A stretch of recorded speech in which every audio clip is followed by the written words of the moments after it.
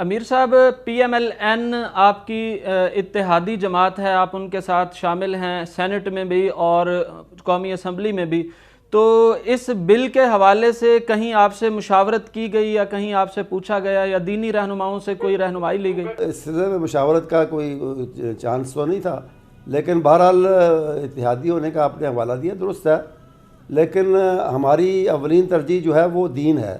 اور دینی اقدار ہیں اور دینی تعلیمات اور نظریات ہیں، اور یہ ہمارا ریکارڈ پہلے بھی ہے کہ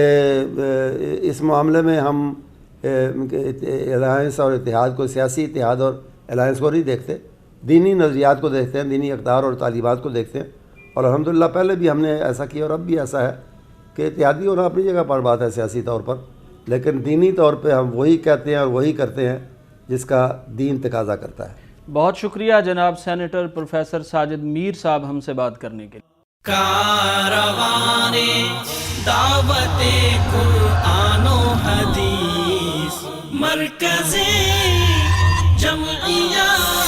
اہل حدیث پاکستان۔